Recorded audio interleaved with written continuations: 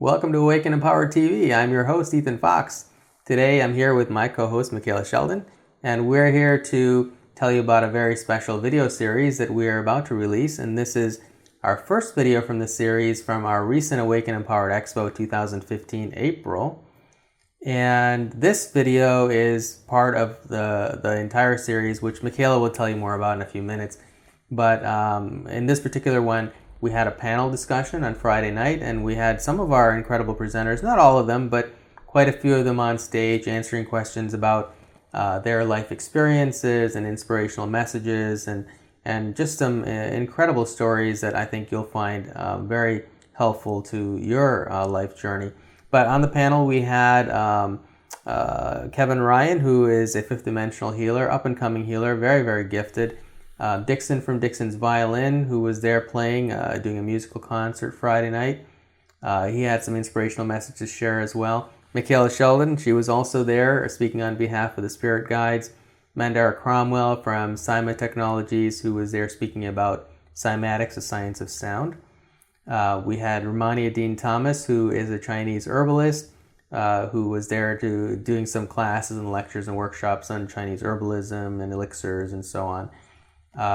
We had Mark Romero, who is a vibrational sound healer, who was there doing a sound healing concert and speaking about vibrational healing. We had Ken Chorley, who did a class on telekinesis, aerokinesis, and self-mastery, and so on. Lisa Bousson, who was there doing a class on mediumship, and she was also on a panel as well. Sarah King, who did a workshop on raw foods. And we also had Barb Morey, who is a very gifted aura reader, who was there doing a class on aura reading. And she also helps me in my energy transfer class as well. So I think that's it. And so I'm going to let Micheila tell you more. The Awake and Empowered Expo is actually the collaborative effort of the Flower of Life Center for Human Evolution, which is an organization focused on raising human consciousness in a variety of different areas. And this manifests for us in a variety of different ways, you know, from working with youth and gearing towards a alternative school to being involved in conscious activism projects and a variety of local community efforts that we have ongoing in the state of Michigan here. So the video series that we're talking about will be released. It's 45 different presentations of 2 hours in length. As Ethann mentioned, it's more than just the presenters on the panel you'll see in this video. It includes a variety of others, including Dr. Edward Group of Global Healing Center, Ty Bollinger, who is the documentary producer on The Truth About Cancer. So there's some wealth of information in a variety of areas regarding alternative health, spirituality, higher consciousness, channeling, mediumship, a variety of topics. Flower of Life is also very engaged and developing a variety of different tools that can be brought into a fifth dimensional consciousness here on the planet, such as free energy technology. So we're going to be talking about a lot of these programs in detail throughout the video today, and we hope you'll enjoy it, and we will see you in a bit. So I'd like to start with a question, really focus more on what you see happening in the world. Do you, from your experience in your work and your awareness of what's taking place in the world, because a lot of us in the world, maybe not so much this audience, but in the mainstream world, it seems like the world is really heading in the wrong direction, and there are so many chaotic things happening in the news, and if you watch the news, it would seem like we're heading in the wrong direction and there's no way we're going to survive this, right? But I'd really like to hear your opinion on what you're observing and your experience of the world and what you think is, you know, have we turned the corner to heading toward a better, brighter, prosperous, enlightened future? Or is there still a lot of ground to cover and we may still end up going backwards? So, Micheila, would you like to take that first, or pass it down to somebody else? Well, I mean, I guess I can answer that question based on the perspective of my guides and what I'm hearing from my clients. And I know we've had a recent planetary shift with this last planetary alignment over the course of the last couple months. And my guides have been talking about that a lot, that there's been a raise of vibration through that shift. And because of that, we've all had to adjust inner, and now the outer is reflecting that inner raise of vibration. So a lot of my clients are seeing things fall away, things starting to change, relationships, new career paths, things that feel really uncomfortable. And in addition to that, I know we're seeing a lot of things in the world that are not pleasing to the eye. And I've had a very consistent message from my guides. And it's very interesting because, you know, we have to think of everything in terms of energy. And when we see all these outer things going on in the world, what my guides have said is, you know, light workers are going to go through a very difficult period in the next couple years because they're not going to see with their eyes in the outer world the things they wish to be reflected or changed. But it's actually a good sign, because when people awaken to all of the things in the world that we don't like to see, there's a level of anger that's expressed with that realization. And that anger is an energy. And that energy goes out into the world and has to have a vibrational match. So we're going to see some of these things increase in terms of, you know, some of the things we don't want to see happen, but it's actually a good sign because it means more people are awakening, more people are kind of releasing that anger, and that's going to be a period we're going to be seeing over the next couple years. But I think there's a lot of amazing things going on in the world personally, and it's a free will choice. You know, you can choose to focus your attention on the things that are going great in the world or the things that are going on in the media. And even the alternative media these days seem to be focusing on a lot of the negatives when there's so many incredible things happening. In addition to that, if I'm taking too much time, just, you know, I know that we're in a very transient state right now. My guides are saying, you know, moving from a fourth dimensional to a fifth dimensional reality. And we're having to do a lot of integrating of our emotional, spiritual, and physical bodies in order for that integration to take place, because we're moving towards a one consciousness. And there's a lot of positives that come with that, because when that happens, that's when we see all the new technologies come in. That's where we ground in these energies. That's when everything starts to hold and stick. And the institutions and the financial system and all of that has to also vibrationally fall in line with that new dimension, that new dimensional reality that we're holding. So I think there's a lot of positives coming, no question. Thank you. Anyone else want to take that question? Yeah, Dixon? Oh, before you start, Dixon, I'd like to introduce Dr. Sam Osmanagich. Take a seat up there, please. So those of you, yeah, thank you. All of you familiar with, does anybody not know who Sam is? Okay, so Sam is, I mean, he is one of the top archaeologists in the world.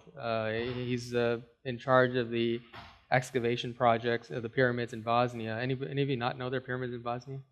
So there's this pyramid city in Bosnia, and he's the guy who, I mean, this is a visionary. He went there and saw a mound of dirt that everybody said, that's just a mound of dirt, and he actually found pyramids, right? And he's had to go through immense amount of opposition from the establishment to really come to where he is now, a respected member of the community, the archaeological community. So it's a real pleasure and honor to have him here with us. And I don't know, you've never been to Michigan, have you? Have you? Upper Peninsula? Oh yeah, okay. Well, welcome to the Lower Peninsula. So he's done amazing work there, so you should attend his lecture. It's not just about the physical qualities of the pyramid, but he really explores the consciousness aspects of it and the energy. And what I love about his work, and this is because I come from more of a left brain background because I used to be in business, financial, and so on. And so I really love the fact that he's done real scientific research. So he's been able to bring together the the field of consciousness and energy and healing into the field of standard archaeology by using equipment to be able to test the different frequencies and energies being emitted in and around the pyramids. So amazing, amazing work he's doing. So this is not your everyday kind of lecture, so definitely come back for that. But anyway, I'm sorry, Dixon, please take that question. Yeah, no worries. I've been blessed to have stumbled into a movement that I'm not sure many people know of, which is the Transformational Festival movement. So music is universal, and what's happening is the younger generations, even though many want to just go and party, and there are many musical events where they go out and get drunk or just escape. What's happened is I've witnessed a rebound where there are a number of spiritual events happening, and alternative spirituality and events that embrace consciousness. And there's thousands and tens of thousands of kids that are going to these now. For example, I'm blessed to be playing at the Electric Forest Festival. It's 40,000 kids that are there. And yes, there will be parties and alcohol and drugs and such, but there also will be meditation. There will be yoga. There will be workshops on, Native American shamanism and things like that. And it makes me optimistic for the future. So I don't listen to the mainstream news or watch TV, and I've been very blessed to find myself surrounded by these things happening. So it's not just here. This is awesome and special and needed, and there's also more going on, and it's exciting to me that it's happening with young kids now too, that are getting exposed to new ideas. Thank you. Anyone else? Yeah. I'll grab that from you. Nice, man. Thanks. Well, if I can make this concise somehow, I have about 20,000 thoughts on this, but there's a biologist named Jane Banyas, and I heard that she was talking at Pioneers, and she told a very interesting story.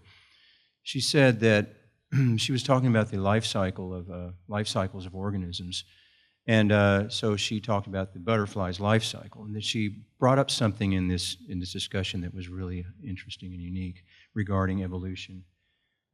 She said that when the organism is in its larvae stage, which is its consumptive stage, its primary directive is consume, and it doesn't really look back at the path of destruction it's left in its wake. And then, after it reaches a certain end of that stage and a certain consumptive, threshold, it then starts to regurgitate what it took in, and it takes this material and wraps itself up. So it's kind of like a collective memory of what it took in. It's starting in its first stage of coming back out. And then what happens is that the organism, then the larvae, once it is in what we call the pupa stage, all of its cellular structure breaks down into kind of a fluid. And then what happens is that after this is in this stage, the cells of the mature phase start to show up. They start to pop up. Then a very curious thing happens. The immune cells of the immature phase start to attack the cells of the mature phase as if it's something that it's afraid of. It's afraid of change, and it doesn't want change. And so there's a battle that goes on inside of this organism between that which is trying to hold it back in the old and that which is trying to fly out of it in the new. And of course, then I don't recall whether she said this, but it was my thinking on it, is that evolution has to have it stacked in favor of the new. If the old were to succeed in destroying the cells of the newly emerging butterfly, evolution would not go forward. So evolution is stacked in favor of the mature organism overcoming that which is trying to hold it back. And then when you look further, you say, why was the immune cells of the larvae trying to hold back the mature phase? You know why? It's is there intentionally to make the mature phase more dedicated, more determined to succeed. And so what we face, we come karmically into this place that has a dualistic energy between what we call the yin and yang. I have a lot of faith after going through a lot of turmoil and wondering if we're going to make it. I have a lot of faith that the forward movement of evolution is inevitable. And that which is there trying to retain, trying to hold back in the old, the violence, whatever it might be, the war, whatever it is, the pollution, is only there to prod us to work harder, to make sure that evolution goes forward. But I believe we have the cards stacked in our favor.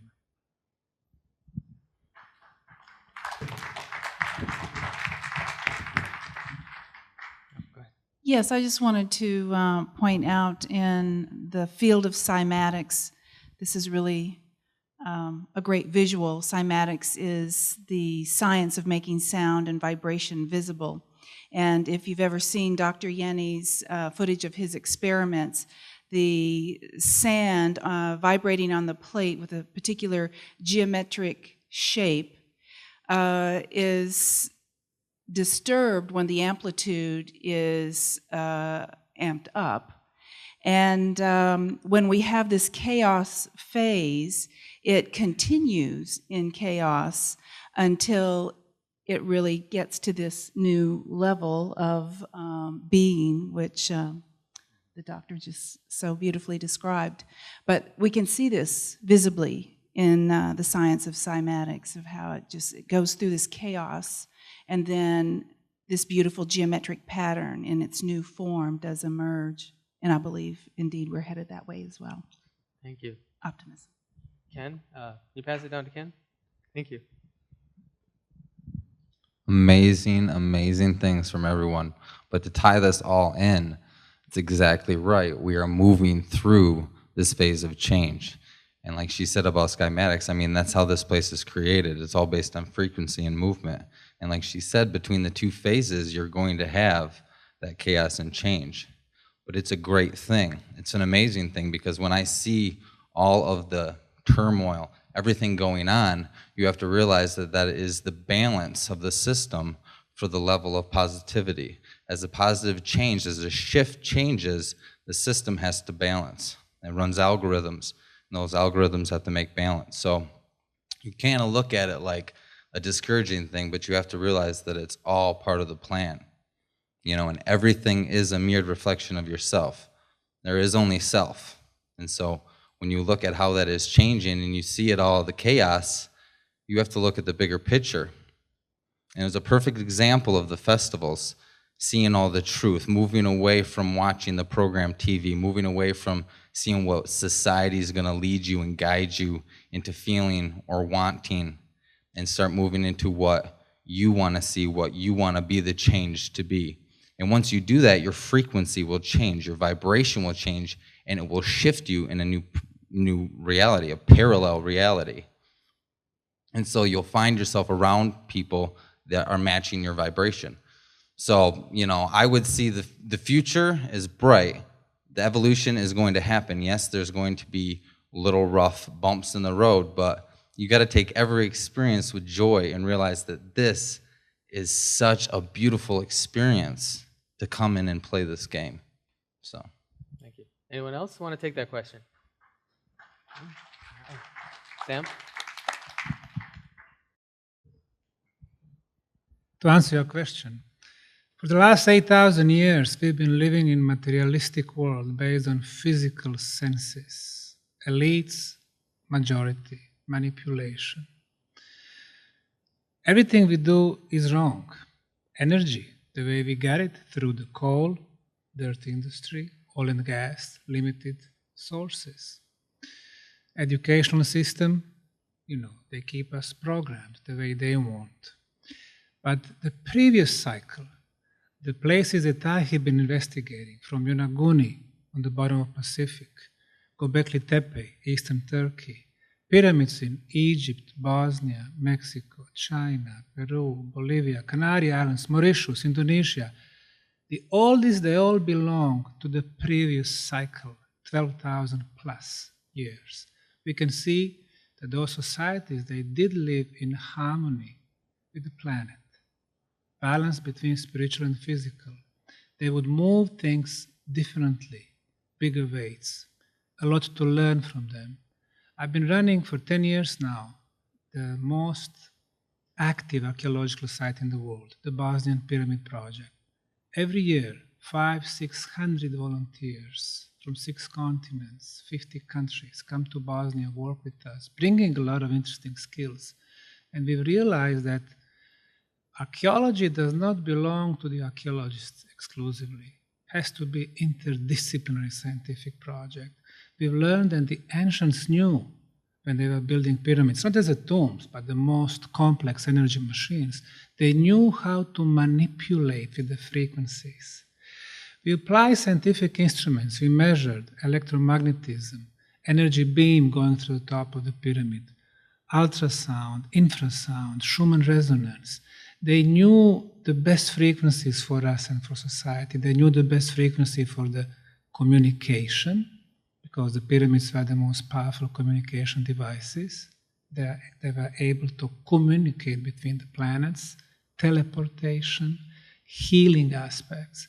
For example, they knew that the best frequency for the levitation is 28 kilohertz frequency of the ultrasound. And I'll be talking about that. So a lot to learn from the past.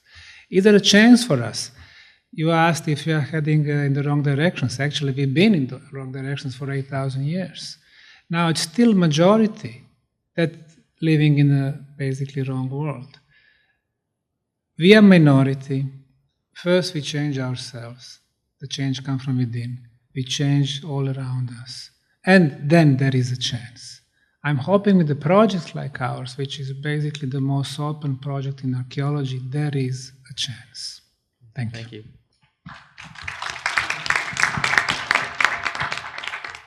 Anyone else want to take that question?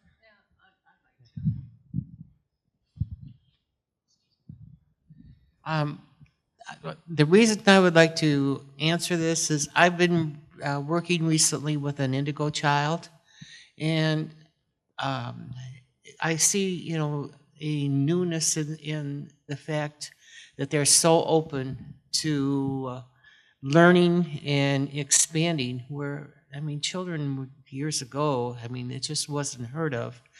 And with working with this indigo child, I was able to reaffirm what she saw in auras. I was able to work with her so that she could see those colors.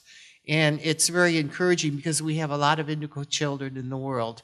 And indigo children are a sign of change. And I feel like our world is changing for the better. So I just had to share that. Thank you.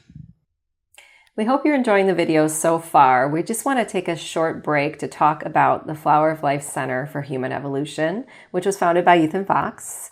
And the organization is based around the idea that we can build highly conscious communities. And one of the most common things that I've heard over the years from people who are awakening around the world is that they don't have a community that they can belong to. All of a sudden, they feel themselves out of place in the world. And so one of the visions behind the Flower of Life and all the various projects that we'll be talking about today is to create that community, a community of individuals who can come together and find other friends who can relate to them and share their stories and their experiences, and really to belong somewhere. So we do that in a number of different ways, and one of the ways is we have a lot of local classes in our local area. We offer, over the years, we've had classes and events relating to raw food and health. We've done channeling events with Micheila. We've had classes with like mediumship, and also I do a consciousness event. So we've had a lot of different lectures. We brought in speakers from out of town. So really we're trying to provide our local community with tools and inspiration and knowledge to really enhance their lives, so they can also discover their own gifts and share them back with the world as well. All of the local classes that we offer are offered donation basis. So it doesn't matter whether you have the ability to pay or not. We welcome everyone into all of the classes that we offer. So when you purchase the video series, the 45 video series, you are donating in addition towards this organization, building that community even further and expanding that on to more classes and more information and more people, which we're really excited to do. So enjoy the remainder of the series, and we'll be back in a few minutes. Well, thank you. I want to, so you're all here on this stage because we believe that you're exceptional in your unique areas and talented, and that's why we brought you here. But it had to be a leap of faith for you to take that step and into that journey and to follow what's true for you and unique for you. And what I'd like to know, and try to keep, obviously when we get into our life stories, we could be here all day, right? So try to be as quick and concise as possible. What I'd like to know is, what was it like to go from, I'm sure all of you didn't start out in what you're doing now, as in my case. And what was it like to make that transition to following and discovering your real true purpose in the world and your unique gifts, and to follow down that road in as simple and quick as way as you can tell that story? And it really, what I want to really illustrate for the audience, and we're also recording this, and so this is going to be webcast after the event, so a lot of people are going to see this. What I really want to illustrate, and there's a reason why I'm asking this question, because I get asked this question by so many people who come to our events who are really struggling, living the conventional life, and afraid to step out into the abyss of the unknown to follow what's true for their, in their hearts. And here all of you are doing that, right? You're all following something that's unique to you. And in most cases, things that you can't just teach to somebody else. It's something that's unique within yourself that cannot be taught. And back in the business world, it's referred to as a unique selling proposition, what makes you unique that you can't teach to anybody else. So what I want to know is, what kind of advice can you give to the audience so that they can take that risk and take that leap of faith and know that it's the right direction for them, and then even some of the struggles and what you've learned from those struggles as you followed that path. Anyone want to take that? Start? I would say, for me, I was dealing with some emotional problems, and I went to a therapist. And in working with her, I found out that what I thought was everybody saw and was nothing to talk about was called an aura. So as soon as I realized that my gift was special, I started researching it and going to it, learning as much as I was like a sponge, learning to understand what I had been seeing all my life. And with that, learning that, it helped me help others. And for me, the more I knew, the more I could do to help other people. And for me, that was the most important thing in the world, is to help other people in using any tool that I had. So learning that what I called glowing was called an aura, and it seems special. But as our evolution goes, everybody will eventually see it as we grow as humans. So Thank you. And really, as our evolution grows, everybody's going to be able to manifest a lot of these gifts that you're seeing from our presenters at this event. So this is, you're just witnessing the early emergence into something completely different that everyone is going to be able to do at some point. Anyone else want to take that question? Yeah, go ahead. I've got the mic. Oh. I grew up seeing dead people. And while I do believe that being mammals, we all have that capability, whether they're seeing or feeling or hearing or tasting or smelling them, I was raised in a home where you got an education, you work your life, and then you retire, right? So, and I did that. I had my corporate life. And then it was about my mid-30s where I couldn't shut the door any longer. Where before I could close the door and ignore it, And then Spirit kept on knocking on the door and they wouldn't let up. So it was a huge leap of faith, probably about 22 years ago, that I said, okay, it's only an income, right? Right. So I finally just said, I've got to try it. I have to try it. When you have this knowing and this insight, and it's so powerful that it's almost like a piece of you is standing here that I can no longer own or talk to or acknowledge, and you know that it's not right. It's just not right.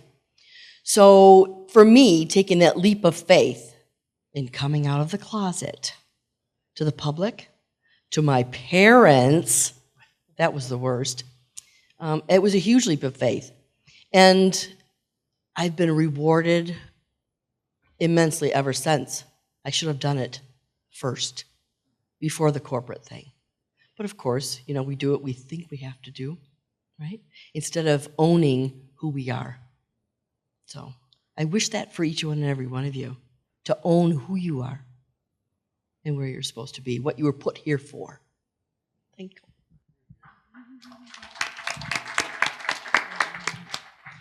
I just kind of want to say something because I feel like I'm really in that leap kind of right now.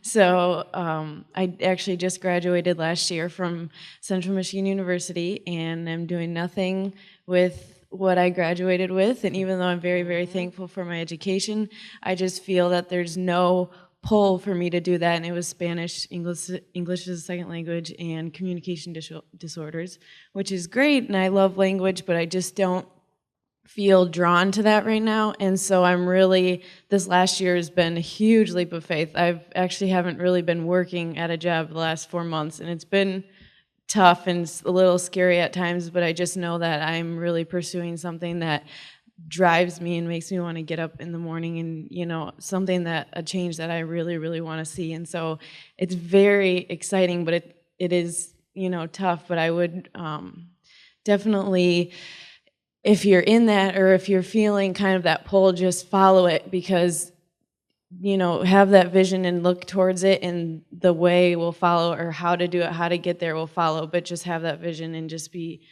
dead set on it and see that, and then the rest will kind of follow. I definitely believe that, and I see it kind of happening in my life right now. So thank you.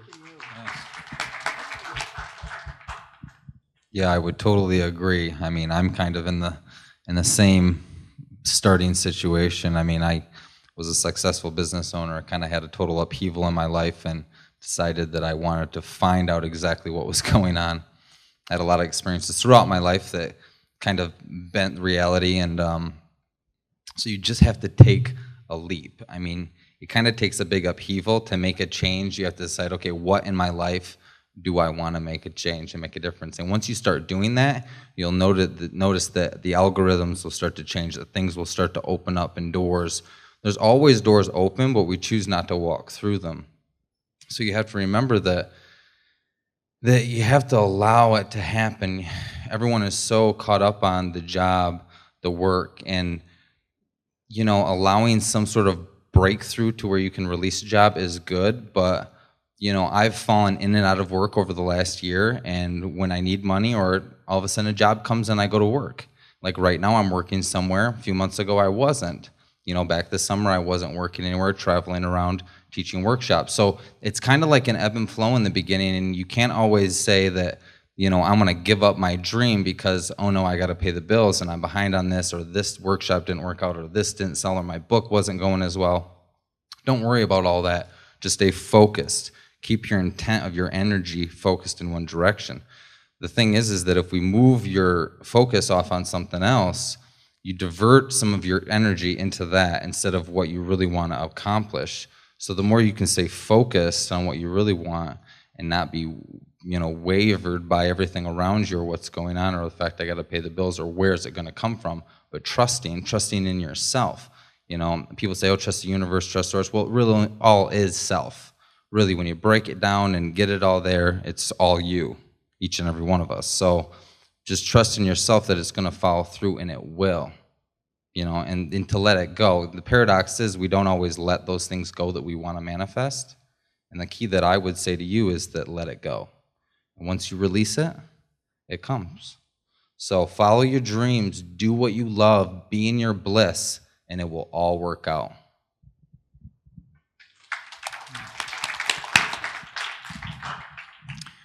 I'm a recovered corporaholic. I'm a former CEO, executive manager, 19 years in the grind. Reached my way all the way to the top 13 years ago now, hard to believe. And came home, my lovely wife there, saying, you know what? I don't care, actually what she really says, I don't give a damn how much money you're making. I look in your eyes and you're dead. When are you going to have the courage to go for the dream?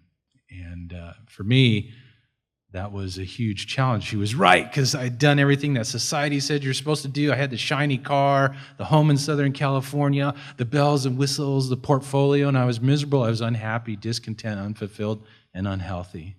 And so I left to go discover myself and really, I think, learn something. Yeah, it was to discover my gifts and all that, but really was to believe in myself and who and what I was, my authenticity. And over the last 13 years, yes, I discovered my gifts, and this journey unfolded completely contrary to my biggest and best agenda and time frame and attachments. And if you can come to terms with that in your own journey, you'll be cool. I just saved you 10 years of agony right there alone. So, I mean, that one tip is, I wish somebody had told me that 10 years ago. But, I kind of prevailing to the earlier question, I think the catalyst for change and for all of us is to have the courage to be our authentic selves and to bring that forward. That's what we've come here to play the game of life for. That's what we've come here to do and to become. Yes, there is a process in that. There is a transition. Me, my personality type, I had to dive in, no strings attached. Maybe I wouldn't recommend that for everybody. And I saw a great analogy, and I really feel compelled to share this. And it's the analogy of Superman and Clark Kent. Okay, Superman's out saving the world, right? Bringing his gifts forward and all that good stuff. But when it came time to get his cape cleaned, he didn't have any money to do it. So he had to show up during the day as Clark Kent to pay for his Superman time to make sure that he could get his cape cleaned and those different things. So as you go forward in bringing out your authenticity, be true to it. Do what you got to do. And even if you got to wave in between things and stuff to take care of what you got to take care of, because I approached my mortgage company and said, hey, I'll be willing to play a song in exchange for a month's, mortgage payment. They wouldn't go for it. So I still got to work on some level in one way or another doing what I do to obviously take care of my Clark Kent things. So, but the most important thing is be true to you, create a vision for yourself, and then be ready for it to completely unfold in a completely different way, but in a most amazing way.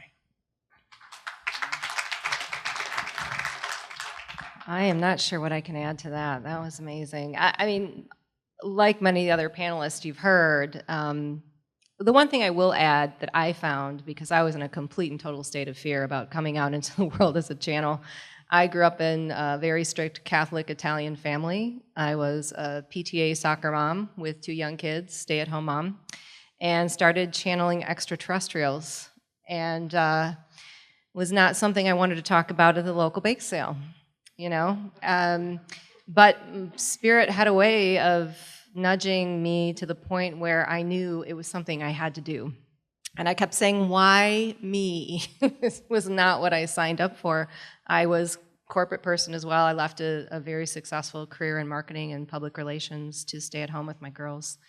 But what I found, and I didn't do it all at once, little by little, I let the cat out of the bag with friends and family. And the people I was most afraid to tell actually were waiting for someone to show up like me to be themselves, because the more people I told, the more people came to me that said, I always heard this voice when I was going to sleep say my name, or I think I see Spirit, but I'm not sure.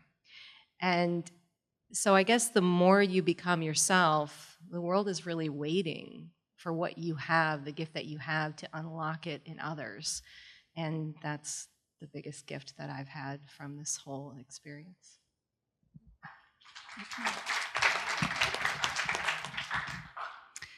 Well, I think I was blessed at an early age when my grandfather and my father were speaking about me and my 4 sisters. There were 5 of us.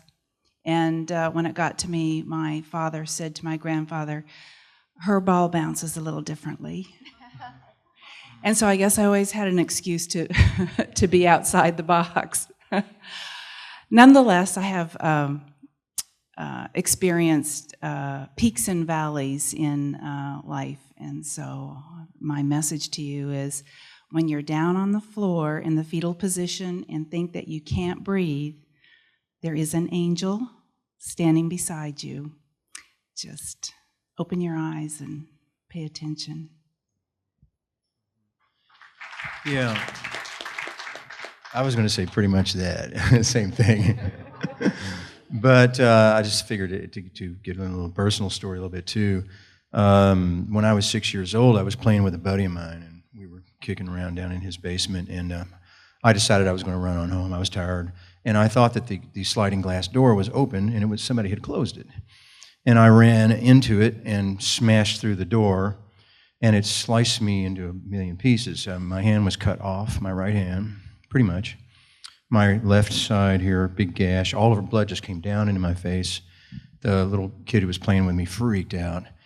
And I stood there. The mother came down and grabbed up. It was a little girl I actually was playing with, and she just screamed and went into convulsions. And then the mother came down and grabbed her up, scooped her up, and disappeared. And I just stood there bleeding to death for I don't know how long, pretty long time. And then eventually an ambulance came in. They got me on the thing there. What do you call it? Stretcher? Is that what you call that?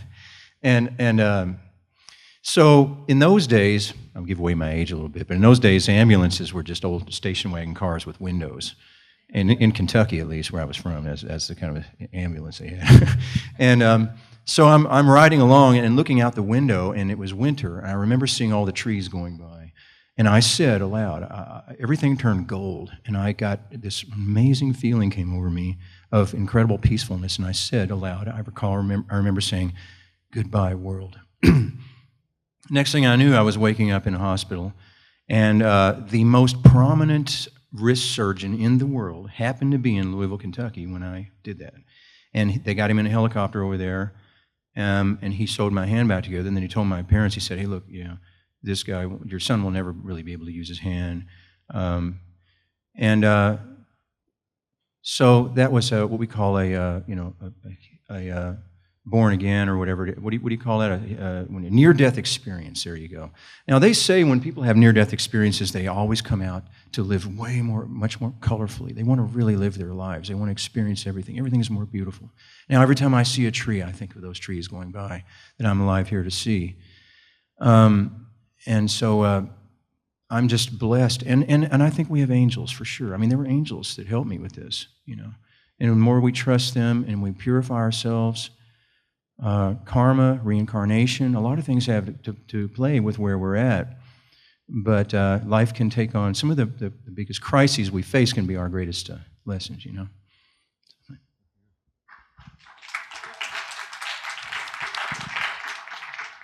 It's awesome. I like the idea that we all have a gift to share. And when I started to discover myself, I had, you know, this corporate technology thing that was actually really good. I'm very blessed. Like I didn't have the job that sucked. I actually was healthy and enjoyed my job. And so what I did is I simplified my life so that there was basically nothing else. I stopped watching TV. I stopped listening to the news, which, by the way, those things had wonderful side effects. Just getting rid of that energy was by accident. I need more time to work on music in the evenings. And you know, I stopped all these time wasters, and I simplified. And so I basically ended up with 2 full-time jobs. I had the corporate tech job during the day, and then at night I worked on music. And for a while that worked really well for me. Like I don't tell everybody that you should all be a gypsy. Just quit your jobs, and like it's possible to do both. And you can be productive. Like if your work supports your gift, awesome. And for a while it did mine, until these transformational things started to happen. These life-changing things started to happen. Like, tears were happening. People would say, there was a healing experience, etc. And I realized I really needed to do this, and I was scared to death. I'm like, I can't be a musician. I thought, like, I'll starve to death. And what I realized is that it was other people that gave me permission. That is, it was other people that had far less than I did. And they just, like, for example, friends that had not a dime in their pocket, and they would just pack their belongings in their car, and they just drove off to the other side of the country to start a new life. They had no nest egg. They had no insurance. They had nothing, and they went for it, and they were fine. It's like, wow, if they could do it, I could do it. And so I took the leap. So it really inspired me to see others with far less, and they succeeded, and it's been working for me.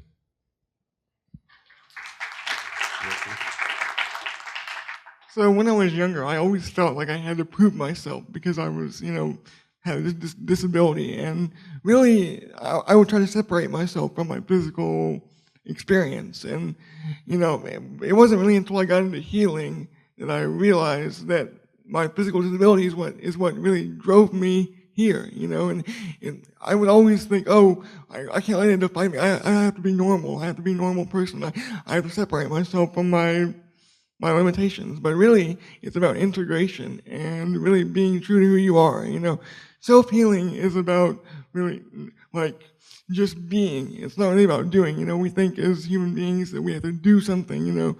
And I thought that I had to do, prove to people that I was normal. But really, all I had to do was be compassionate and be me.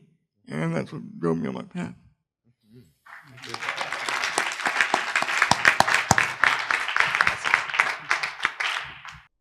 We hope you're enjoying the panel so far. We want to take a short break to talk about Conscious Youth, which is one of the programs that the Flower of Life Center started here in Michigan and is ready to expand out to the world. And as many of you know, as the planet has shifted and changed, the consciousness of the youth that are coming onto the planet has been so expanded, yet some of the programs and the institutions that we have here are not really supporting the way that they need to learn and the way that they need to express themselves. So Flower of Life has a youth program for ages 9 to 18, and we've been bringing in a variety of speakers for these children on a variety of topics, very similar to some of the ones you'll see in the Awake and Empowered Expo. From raw food to channeling and mediumship. We've talked about tarot, and we've taken shamans' journeys. We've even done cranial sacral and those types of modalities. So the kids are really learning a lot about themselves, but even more importantly, that sense of community that Flower of Life brings in the local programs is mirrored in this program as well, where children are able to connect with others that are a lot like they are and have these discussions in a very comfortable setting.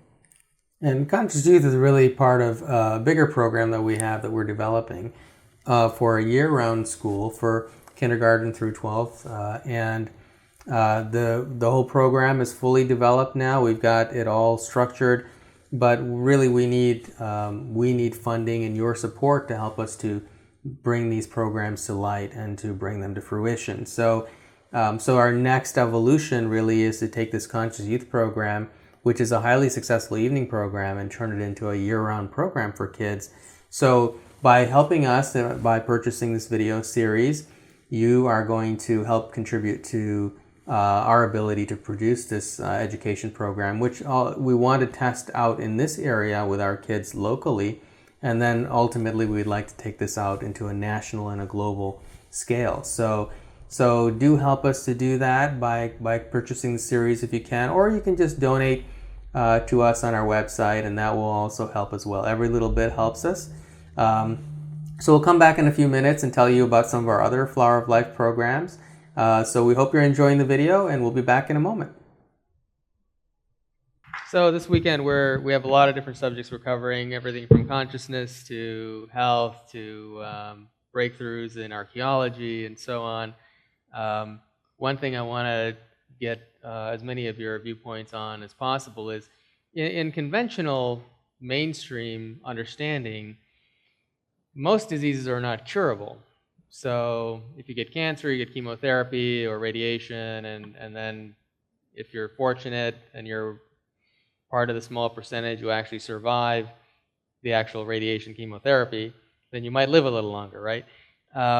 So a lot of people have this belief that you have to go this conventional route, and that there really is no way to heal an illness. And our mainstream, especially in America, medical institutions are really set up to treat illness, to prolong life, not necessarily to cure. Actually, it's illegal for me to even say that word. Cure an illness, right? And that's why everybody had to sign a disclaimer. So, but what I'd like to know from you guys is, in your work and your experience working with other people, or in the work that you do, I'd like to hear a really profound story of healing that you experienced either yourself or with somebody you worked with or was come in contact with your work, where they actually were able to overcome a major physical or psychological or emotional issue. Anyone want to start? Doesn't have to do with me, but a friend of mine. This guy, I play music a little bit, and I play with this guy. He's an amazing person. I wish he was here. His name's Earl Flores. We play country music together. He's a great, big, beautiful man. He told me this story one time, though. He said that he got cancer, but he was trying to build this bed and breakfast for he and his wife. And he was desperate to build this place out himself. He built this whole place out for them.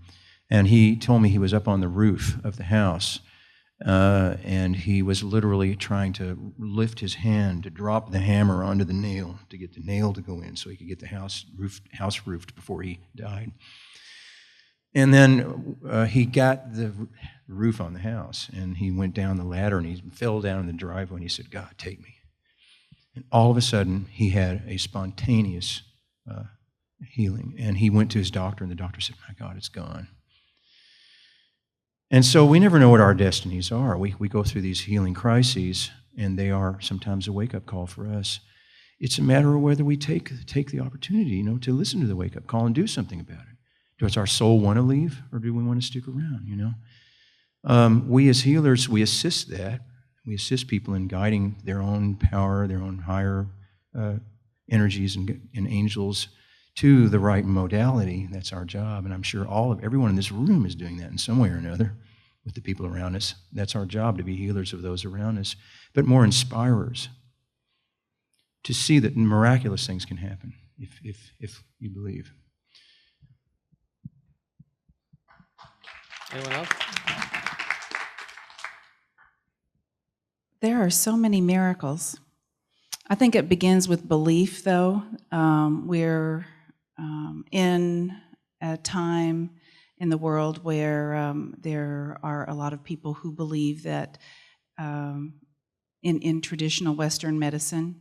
And so when we hear about people who get a diagnosis, some people are really relieved to get a diagnosis because they want to have some label to describe what they're maybe feeling.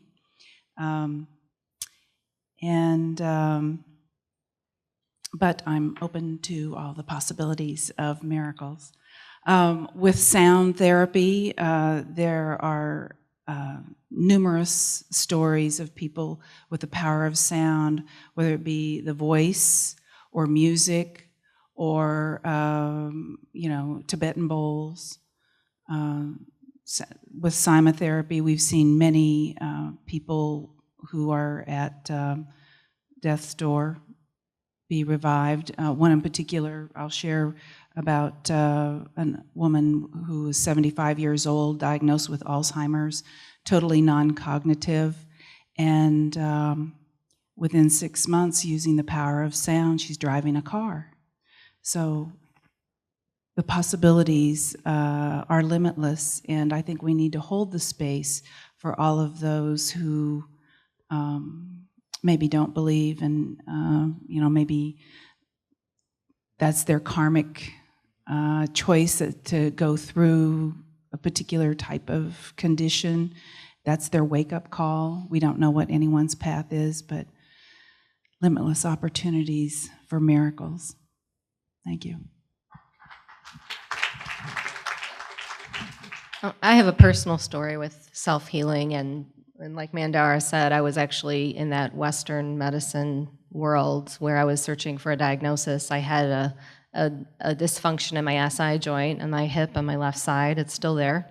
But didn't know it was causing me a lot of chronic pain for about 5 years. And I had gotten pretty bad. I was on every pain medication you can imagine, anti-inflammatories, was even prescribed antidepressants, was having my nerves ablated every 6 months for the pain, and decided I had to do something different.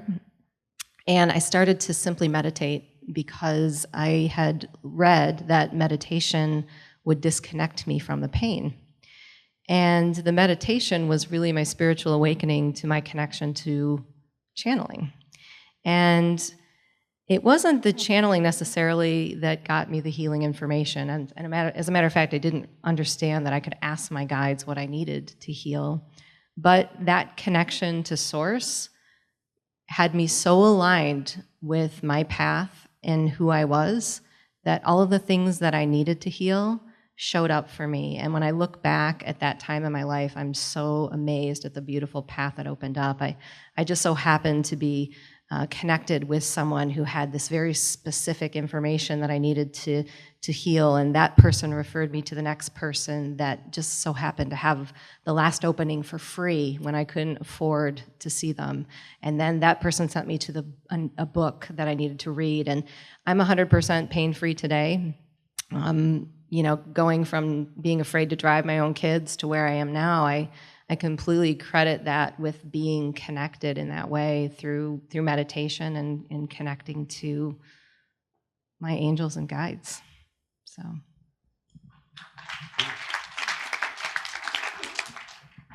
I think I mentioned earlier I didn't quite just like sashay into being sound therapy, energy guy. I fought it and I resisted. I was the biggest skeptic that I was dealing with out there, was the guy I saw in the mirror every day. So that was an interesting dynamic. But I remember as I started getting music out, I started hearing stories back from people. And I did this event. It was kind of like a mainstream business thing. And I talked about the energy and the music, what the scientists had discovered in my music. And the guy who ran the event was really skeptical, but he still bought his CD. Okay. And so I get an email from him. He goes, "Hey, I got to share this story with you." Well, what's up? He goes, my nephew, he's autistic, okay? He goes, he's like 13 years old. I've never been able to have a focused conversation with him. And this guy was a coach. He was an executive coach. And he had tried to like have a conversation with his nephew. He goes, "So, we're in the car together for a 45-minute drive."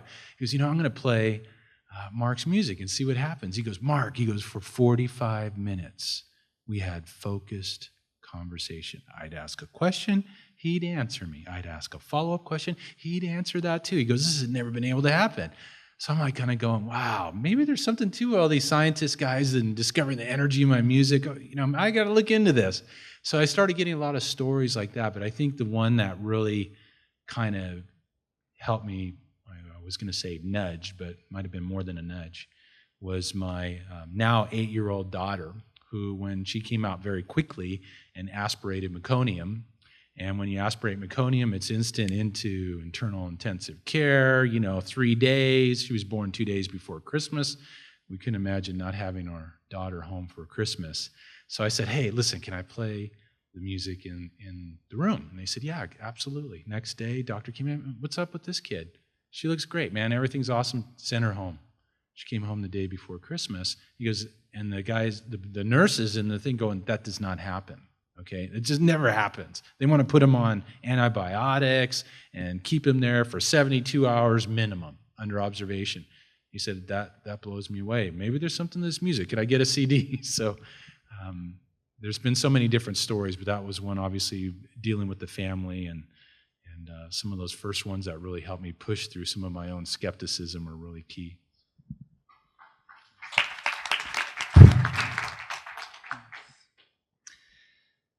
When we have a health issue, what is the most powerful force to resolve it? It's our body cells.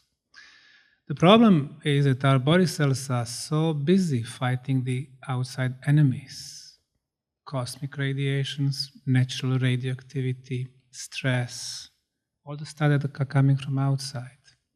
So what we do, we take pills. Pharmaceutical industry sells us pills. They don't cure the problem, as he said, but they bring us 5 side effects. And we buy more pills for those side effects. Imagine if there is a place on the planet which is totally safe and secure. No cosmic radiations, no stress. There is such a place. That's what we've been researching in Bosnia, the Bosnian pyramid tunnels under Bosnian pyramids.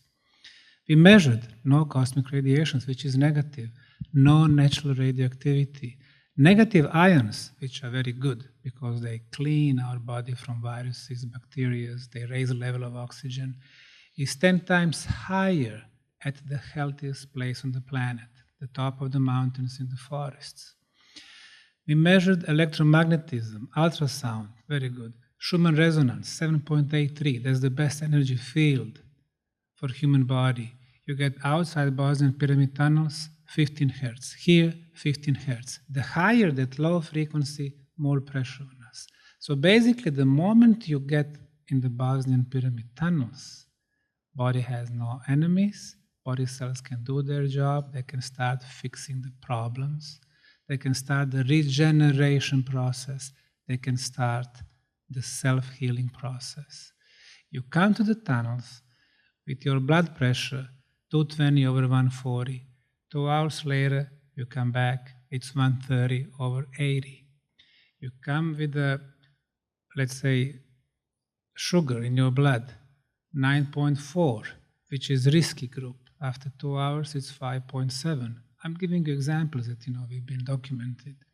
You get inside with the asthma, you come back, you breathe normally, you don't need those air pumps no more. You go inside with the allergies, come back, again, the same thing. Your aura improvement is from 10 to 40% after only 1 visit. So, the self-healing process. The ancients were smart.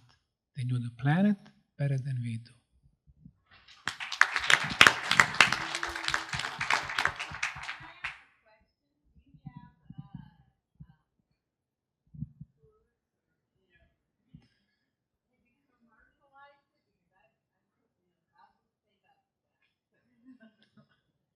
My lecture is Sunday, 1 p.m. That was good. Tune in Sunday. Yeah, our bodies are amazing, amazing devices, that's for sure. I've had an interesting walk through my healing process. I had 3 discs that were bad in my back. I jumped off a roof when I was like 20, being silly and drunk, and really screwed myself up, ended up getting shingles and all these issues, and then struggled for years and years with horrible back pain and couldn't sit, and I could never sit up here for this long. I would be in tears.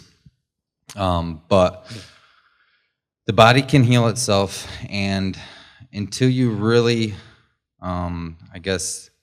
not look for something externally to heal it, we always search for a savior. We always want someone else to heal us or look. And I even looked. I had a more of a serious thing that I was looking to get healed from a little over a year ago, and was still, wanting someone else to help facilitate that in my life. And going to energy practitioners and saying, I need this healed, and was going to end up having to have surgery for it. And this was last summer. And so I had decided that, something was going wrong. I couldn't figure it out, so I really had to dive in deep and started doing more inner work and starting to clear some of this unconscious data. And we have these body structures, and they're linked with all this data from lifetimes, even in our organs and all these things that are left over, which causes illness and problems. And so once you start to get in and dissect those things and start to release them and clear them, you can have spontaneous healings. And I was, healed overnight from an issue that I was going to have surgery over that was pretty serious. So it's totally possible. You just have to get on board with taking the time to not look at the doctors. We're always searching for something external to fix it, but it really comes with inside. It's all vibration, it's all frequency. And once you get on board with that, you can really make a difference. I mean, just like Ethan was saying, with the chemotherapy, I always laugh because it's acidic. You know, it's acid, and we're alkaline. Blood is 7.4, so, you know, why would you ever think this putting something acidic in your body would heal you? So that's just how the system is so backwards. You know, one thing, if you want to, I guess, think about it, is you can see anything that's going out in the world and just do the opposite, and you'll be on track. So, but yeah, you can heal yourself. Believe in yourself. Don't believe in anyone else, anything else. Release all belief systems. It's all you. You can do it. Believe me, I was the guy, the biggest skeptic, just like this guy over here. Had to find it out for myself. Decided to dive in about 2 years ago and went crazy to find it out. And guess what? I figured it out, and it's happening. And it can happen to each one of you, too. I mean, you just got to do it. Take the step. I just kind of want to add something that hasn't been touched on a little bit, because I know that there's a lot of different aspects of healing, and I think that one important thing is that we can use nutrients and different things from the earth, like different herbs and different supplements that are naturally derived, and we don't have to use these man-made things to help us feel better. And that's one thing that I like. Through diet, I think we can give our bodies the nutrients to self-heal and self-regulate, because we are really, really amazing beings, and we really can do that. And I've seen my mom actually overcame some serious health challenges, and decided to go the natural route, which included, supplements and herbs that are right from nature. And I've seen her work with many clients. She does electrodermal screening now, and I've seen her be healed through these, and they, help these certain things can help your organ system and glands, build them up stronger so they can fight off these diseases and illnesses. But we have the power to do it, or our bodies have the power to do it themselves. And I think that's something that we can't forget, is that nature and the earth really does provide us with some good resources as well. So. Cool. I have a little bit of a different take. As a spiritualist minister, one of the things that we have to study is healing, spiritual healing. And I'm not saying, oh, you're healed, it's not one of those things. It's learning to tap into the ki energy and the chi energy, and I'm a Reiki master and blah, blah, blah, that kind of good stuff. But one of the things that I've learned through that, healing my sister-in-law, who had a very terrible bladder cancer, where she wasn't supposed to survive. And, of course, that's what modern medicine said, right? They said she wasn't supposed to survive. But using all the different modalities that I knew to tap into that energy that the earth has naturally, it hasn't come back, and it's been 3 years.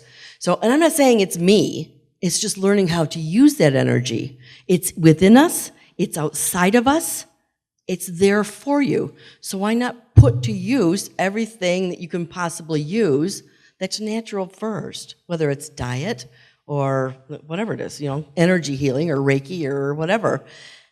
It really is, those things, when you rub your hands together and you can feel like the marshmallow in between there, right? That's energy. That's your energy. And if you can learn how to manifest that, what a wonderful gift you are to humanity.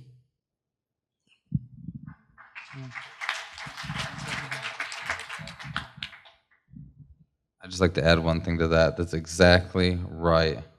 I mean, the energy. I mean, and one thing about it is that the earth, we don't take for granted the earth, the grounding property of the earth, the frequency, and laying on the earth. And I've gotten to the practice, like, we live in Michigan. Oh, when that snow dropped, literally dropped my shoes, went out in the woods and found a comfy spot in this harsh grass and laid there for an hour and 15 minutes. Have a little bit of memory of where I went, but I was like deep gone, felt myself sink into the earth, and I was having some issues with some aches. Woke up from that meditation, it was like beyond anything I'd felt. I mean, it was the best I'd felt since last summer. So take advantage of what we have all around us. It's everywhere. It's everywhere. Well, I wanted to share I'll keep it brief, but I wanted to share a story where I was in my 20s, and I had a beautician, and she had throat cancer. And she said she couldn't afford not to work. And I told her, I said, I will work with you. I will give you all the healing I can do. Worked with crystals and different modalities. And she was able to work the whole time she had chemo. And her doctor was shocked. He could not believe, because he said, you will be too sick to work. So after everything was done, and it was the end of the chemo and everything, I said, okay, you ready to get all this crap out of you? And she said, sure. So I put my crystals around, and I used a large amethyst cluster on her throat, which where her throat cancer was. And I did my work, and I held points on her head, and I watched the energy, and I watched my crystal get darker and darker and darker until it turned totally black and shattered all over the room. And I just rubbed my hands together. I said, well, it took care of that rock, didn't we? But when they tested her after that, she was fine. She worked several years after that, and she retired to Florida. So I was just happy that I had a part of that. So kind of similar to Micheila, I always, I would go to, I was pretty conventional growing up, and I would go to a new doctor, and, they'd always have the new orthotic and the new brace that I would wear to help me stand up straighter, or the new, treatment that was really up and coming, and kind of like a roller coaster ride. I'd have a lot of hope at first, and I'd be like, yeah, this is it. This is the one that's going to really help me get better. And then, it would kind of crash, because I would, after a while, it would just not work. And then I kind of grew up and saying, well, I'm not really going to ever heal myself. I thought, well, I'll have to live with it but I was okay with living, I'd gotten used to, having physical limitations. But then when I was in the energy healing, I was really skeptical at first. I would see like spirits, or the air move, and I thought I was going crazy. And I could feel the energy in my hands, and I would work on people. I'd work on my mom, and she had back pain. I didn't really know what I was doing. I was kind of waving my hand around at first and see what happened. And I'd work on her for about 20 minutes, and then she'd notice that her back pain was better. And so I said, well, maybe I can use this to heal myself. And now I used to have I still have muscle tightness, but I used to have, where I couldn't sleep, or I would have digestive issues where I wouldn't want to eat for, days or so. And so after, it's been probably about a year and a half since I really got into energy healing. And since then, I've been able to stand up a lot straighter. I've been able to sleep. I've been able to eat a lot more. So it's been really nice.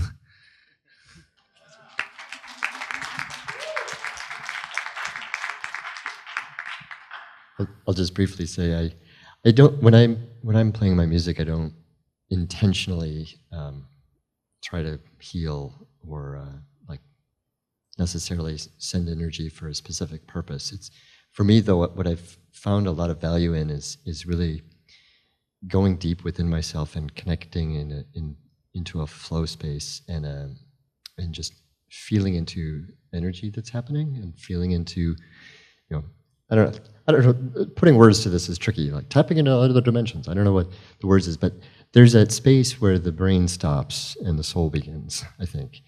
And what I think often happens when I get into that space is it encourages other people to get into that space too. And that's where magic happens. And so there have been many healing moments and where people have had like breakthroughs or whatever, but it's really, I think, just when we each can really go deep within that enables that. Thank you.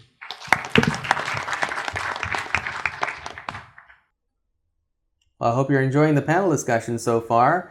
I'd like to tell you a little about some of our other Flower of Life programs. We have another program called Conscious Action, which is really our solution for activism. We really believe that in order to create positive change, we need to create activism in a more conscious and positive, proactive way. So when you purchase the 45 video series, your money is going to support Conscious Action as well, which is really focused on shifting the energy around these lower vibrational aspects of our society, like geoengineering, fluoride in the water, GMO foods, and vaccines. So we're looking forward to working together on this to support healthier communities, and we hope you'll continue to enjoy the panel, as we'll be back in just a minute. So we're living in an incredible time, as all of you know, and those of you who are here in the audience obviously are here because you feel it as well. One of the things that I've noticed a lot is that a lot of people are in relationships where, because consciousness is expanding so fast these days, where there's a divergence, where one person is just growing and expanding so much faster than the other person. And so there are so many relationships out there where people feel like they don't even relate to each other. They can't even have the same conversation, and they can say the right words, but the person is understanding on an entirely different level. And you can't change anything, because it's just that there's such a divergence in consciousness that you may be speaking the same words, but the understanding is totally different.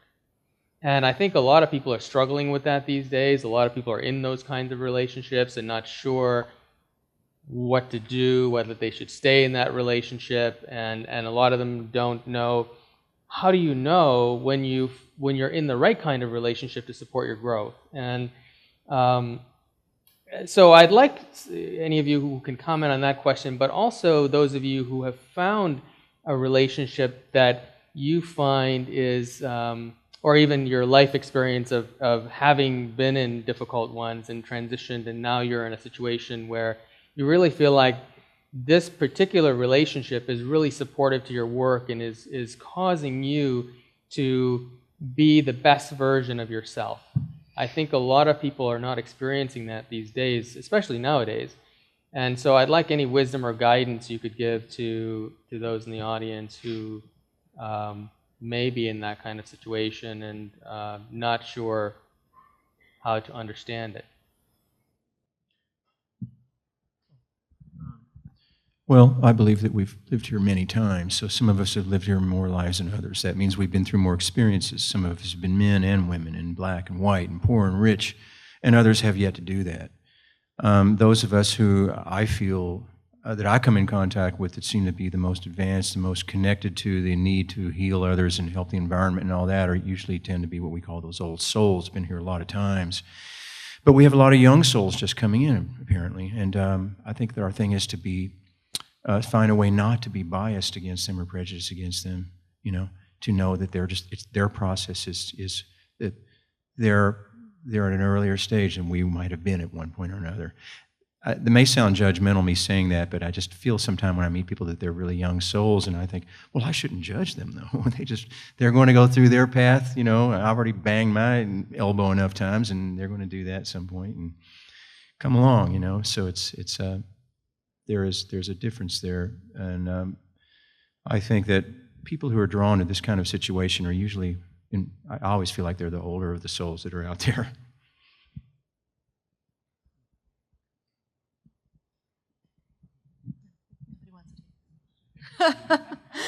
Yeah, I mean, I've definitely, just with some of my private clients, with the recent planetary energies and shifts that we've gone through, it's a common theme. Relationships are starting to become an issue, and it's because of the shift in vibration, and everybody's feeling that differently and integrating it differently.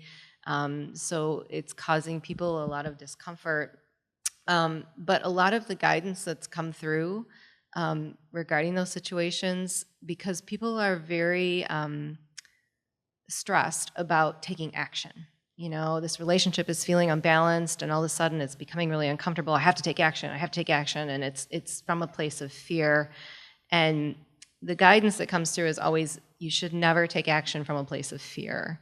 So if you're in a relationship and the vibration is feeling different, you really need to turn inner and work on yourself and just bring the highest version of yourself and the highest amount of love to that relationship you possibly can, and the action will come based on that vibration. So you have to hold the vibration you want to have in the relationship, and whether or not that other person, perhaps that other person is not vibrating at the same level you are, they may accept the new vibration. They have a free will choice to shift along with you, or otherwise the right action will take place, but it will come from a higher place and not be so uncomfortable. And that's the guidance that I've had come through lately.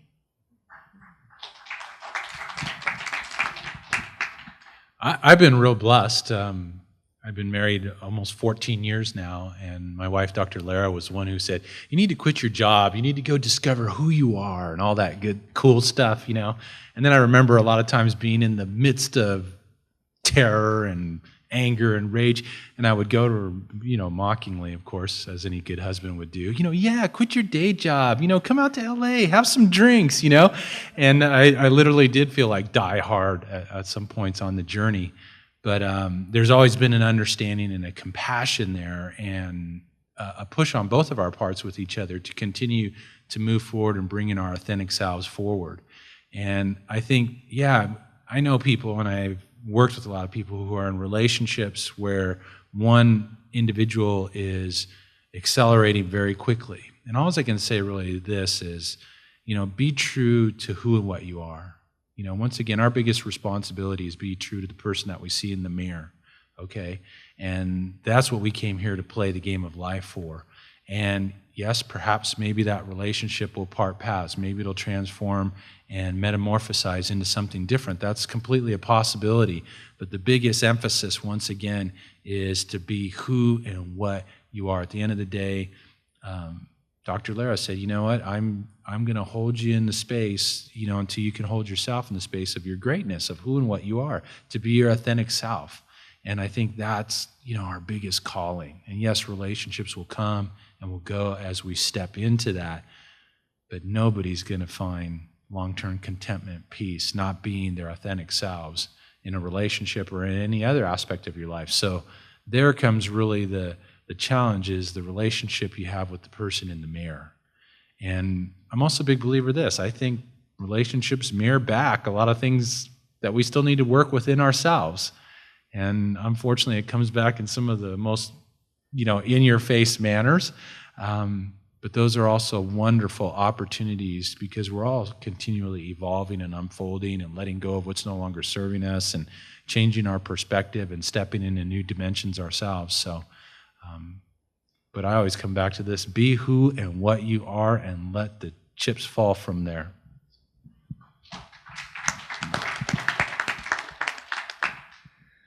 I like your approach, Ethan. Personal stories are very important. I spent 18 years with my ex-wife.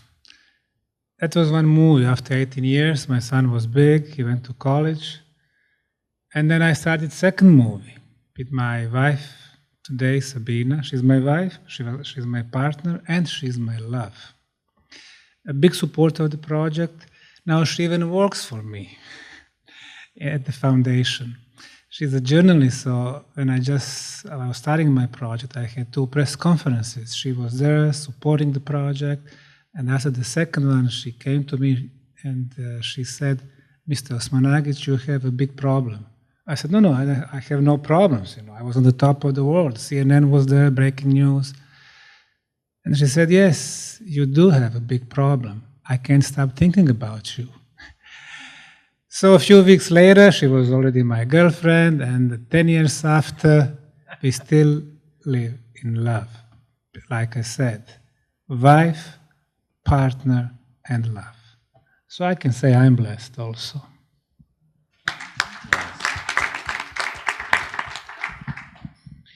Yes, relationships, they are a perfect time for us to work on ourselves. They are the exact mirroring of ourselves.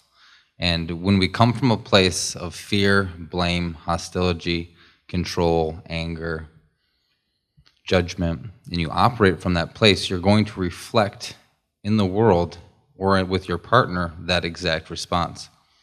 And so as your vibration changes, as you move, as you start to work through things, as this cosmic movement has started, it's causing these things to kind of boil up, kind of like when you put gold in a cooker and you fire it up, and you know, it's the oldest related thing, and all the stuff floats to the top and you scrape it off. That's what's happening.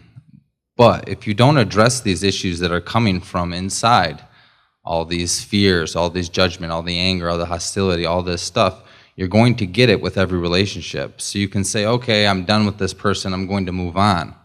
Well, as you move on, you're going to find someone else to reflect that vibration or frequency, because everything is vibration and frequency. So you'll just keep running into the same thing until you perfect that, until you work out those things. Because this body system is a container. It's full of data, information from lifetimes. We have new souls, we have old souls, people that have been stuck in this matrix, in this grid for eons. Cycling and cycling over and over and over and over, and getting more ingrained and more anchored and more ingrained and more anchored. So we need to start to release these things and take these things out of our containers so that we stop manifesting them and creating them. So then effectively we can create the reality we want based in love. And once you start aligning with that frequency, you're going to notice your life will change. I had a personal experience with taking this and really starting to work it. And I have an ex-wife, and we didn't have a good relationship at all. And I effectively went away and worked on myself. About a month later, came back, we had a little discussion. She had completely changed. I mean, completely changed. She had even went and paid a bill for me, and I was out of state. So under her own thing, she went and took after something that she had no responsibility for. And this lady would not have done this, I mean, in our relationship. But that was because something that we moved, you know, I left the relationship, but still didn't clear anything. So I had other things in my life that would continue to reflect this. So once I addressed that problem, effectively the original relationship that I broke from instantly changed. And so all the problems, anything you think of with an ex-wife, they all changed. And even to this day, it's still peachy keen because it changed. The reality shifted. So remember, you can, frequency, people are also evolving at different rates, and so you can't say that, oh, this person's dropping below, or the frequency. Just let it all flow, ebb and flow, because you'll be with them or you won't, effectively on what you're vibrating or what your resonance is, your frequency. So just allow yourself to be in that and realize that change has to come from within. So it's basic.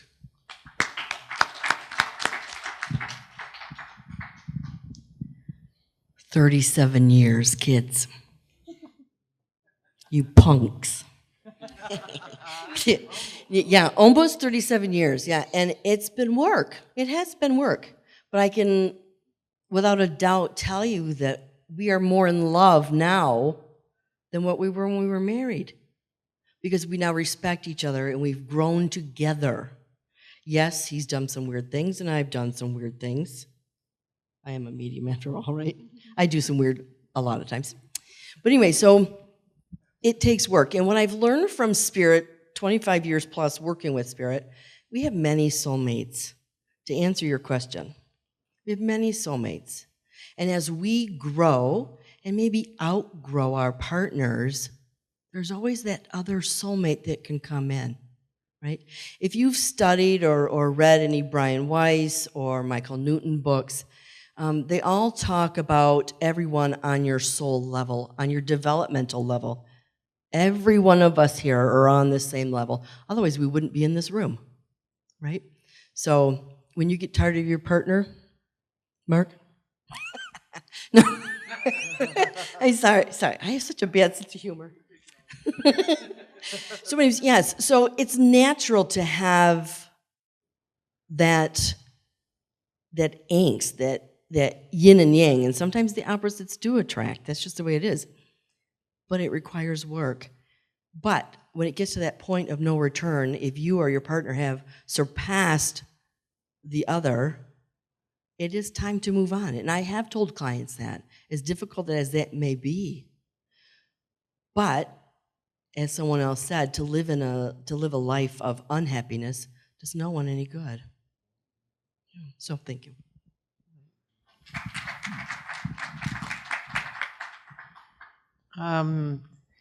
I recently have been back in touch with my ex-husband, who we've been divorced oh man, 30 years. We were married for 14.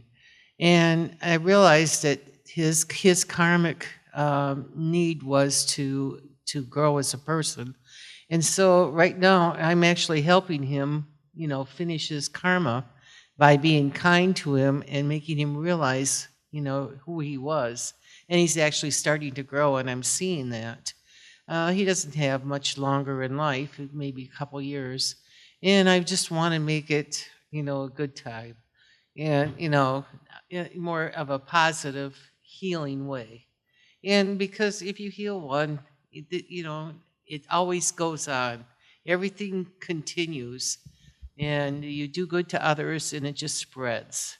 And instead of, being mean and unhappy, I'm changing him into a more positive person before he goes. And for me, that's what life is all about. I mean, I've had a lot of diversity of people, and they don't always agree with what I have, who I am or what I do. But we agree to disagree, and we just love each other. And I think it's all based by love. If you love people, then you get it reflected back to you. And we all have choices every day. I relate it as crossroads. You're constantly getting a crossroad. Maybe somebody pulls in front of you, and you have to slam on the brakes. So can you go, rah, rah, rah, rah, or you just say, oh well, they must have been needed to go. So you just have to make those choices in life, and I try to be as positive as I can. I'm only human. I slip up too. Sometimes I'm rah, rah, rah, but then I take a deep breath and say, oh well, let it go. And that's what I do. So thank you.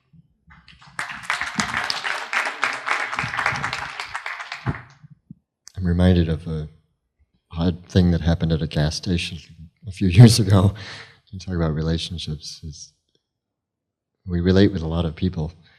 One of the nice things about being in the role that I am now is I encounter a lot of people. So I'm at a gas station filling up the van, and this beggar comes up, and she's asking for money and whatever. And so I chit-chatting with her, and we start talking, and she, out of nowhere, she's like, you know what? I want to sing you a song. And she did. And it was amazing. It was absolutely amazing.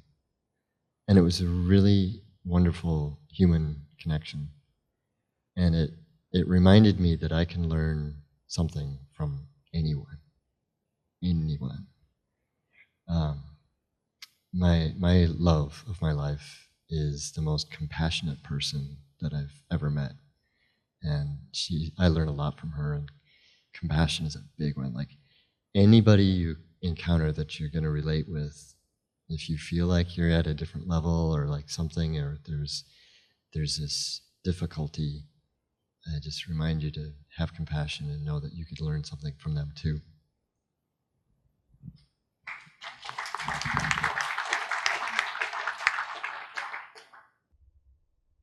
We'd like to take another moment to talk about the Awake and Empowered Expo, which is the manifestation of all things Flower of Life put together into one creative energy. We bring in speakers and leaders from all around the globe in a variety of different areas of higher consciousness, as well as gear the event towards a variety of different levels of consciousness with people on the planet. So we are attempting to really welcome those who are just beginning to awaken to a variety of these issues and bring them to their level so that they can understand and use the tools we're offering in their daily world as they're integrating some of this knowledge, as well as those of you who have been on the leading edge of this movement, and bringing in people who are pioneers in this area with cutting edge and recent information on a variety of different topics. It's easy to take a look at the Awake and Empowered Expo and think that we're just another educational event, but really we're not. The education is just one part of what the expo is about. Our Awake and Empowered Expo is really part of a movement that the Flower of Life Center is trying to initiate globally, and not just locally, but really a global event. And so we have, like Micheila was talking about, the Conscious Action Project there. Even our Conscious Youth Group was at the Awake and Empowered Expo. and had an opportunity to learn from some of our presenters from all around the world. And so the expo is really a movement forward in society that we are trying to create and to inspire people, to provide them with tools and resources and inspiration to really create a better world and to discover who they are and to find a community that they can relate to. So that's really what we're about. And I got stopped in the hall so many times at this last expo with people who were there just completely transformed and inspired, and so that's the kind of experience you may not get from watching the videos, but we hope you do. You really have to get that experience by coming out to the event. So just understand that this is a video representation of it, and when you come out to the event, you'll find that it's an uplifting, transformative experience for you as well. As you can imagine, this event takes a lot of support in order to pull off and expand, both from a volunteer level as well as financially. So when you purchase the 45 video series, your money is also going towards expanding and supporting this event as well. So thank you for tuning in, and we'll be back in a few minutes.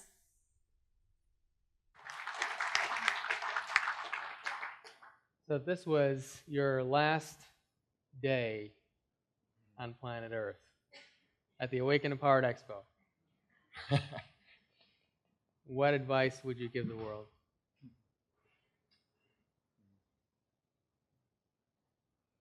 I stumped him with that one. Huh? I just say, have fun.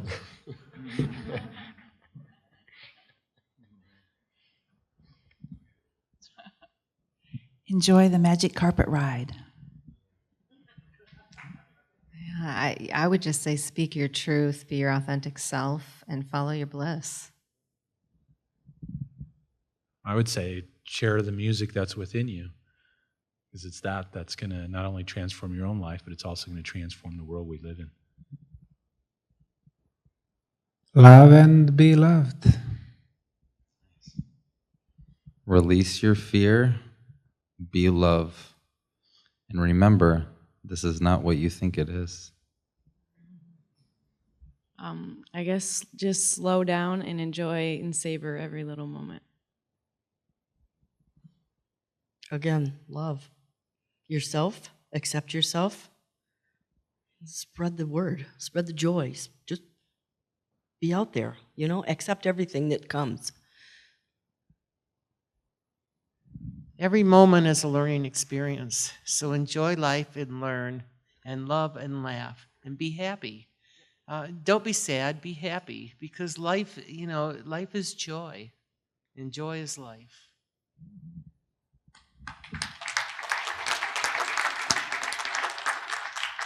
See, here I expected you guys were all going to have this long, profound,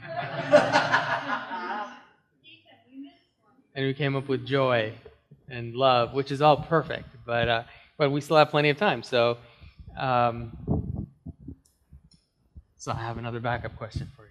But do you want him?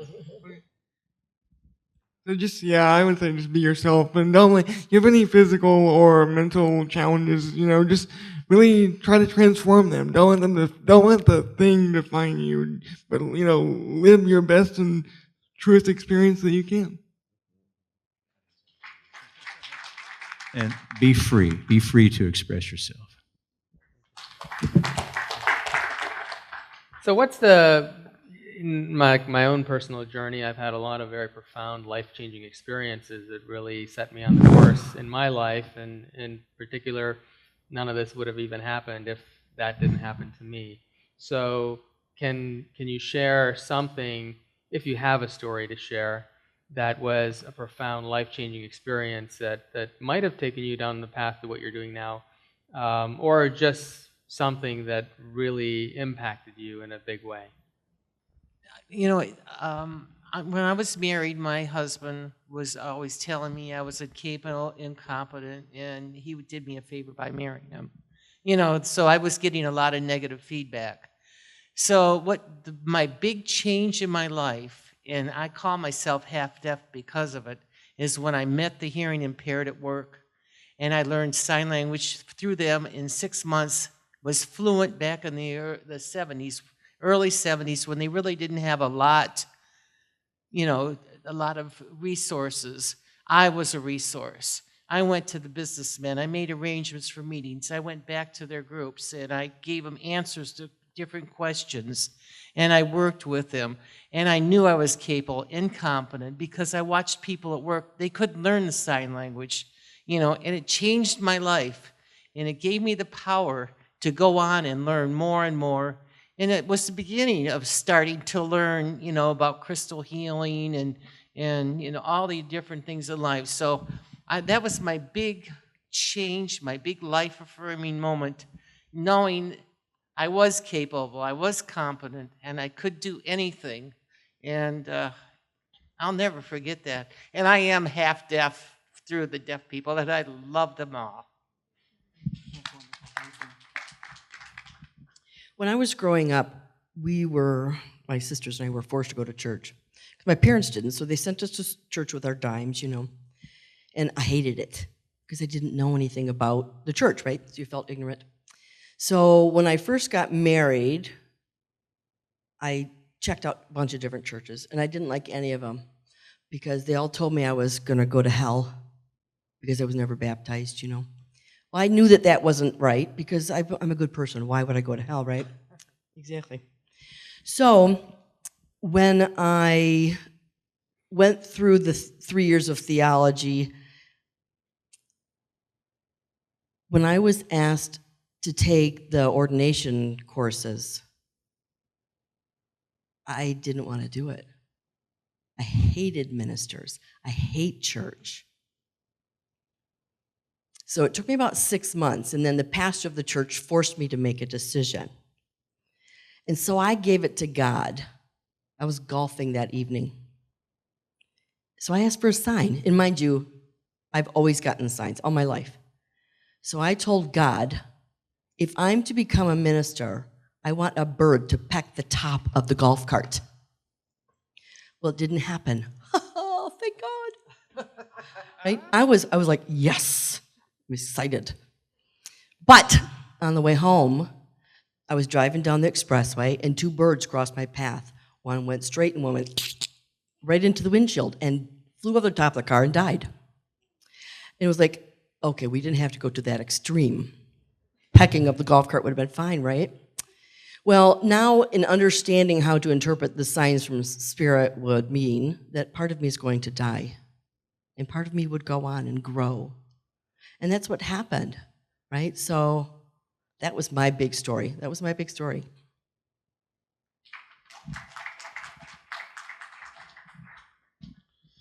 Well, I guess my big story that's kind of hurled me into where I was at was about a year ago.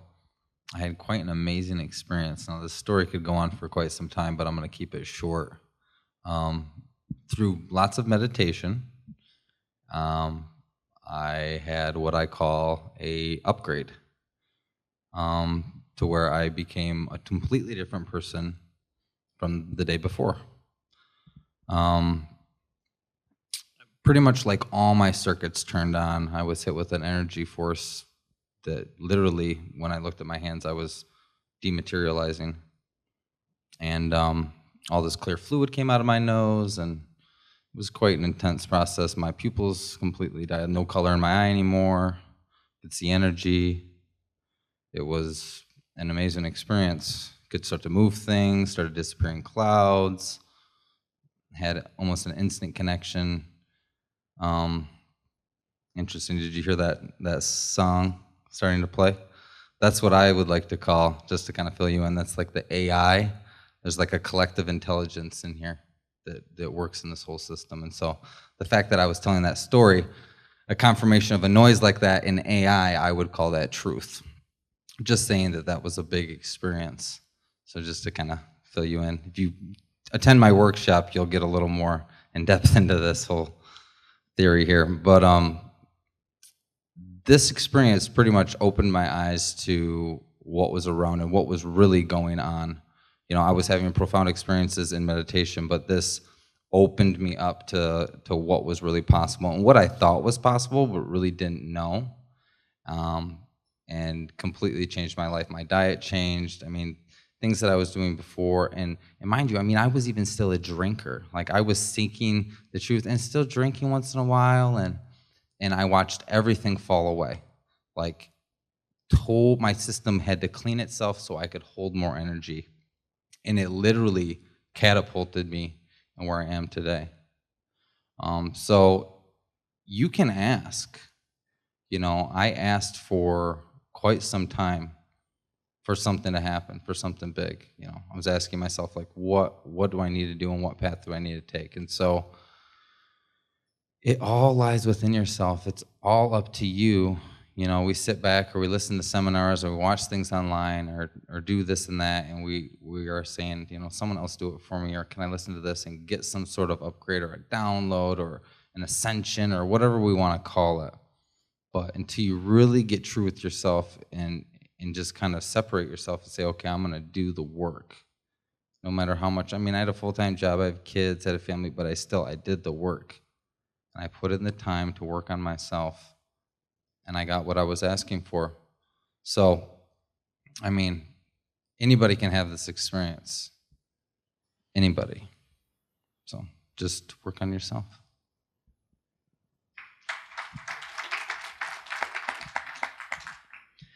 Two profound moments in my life.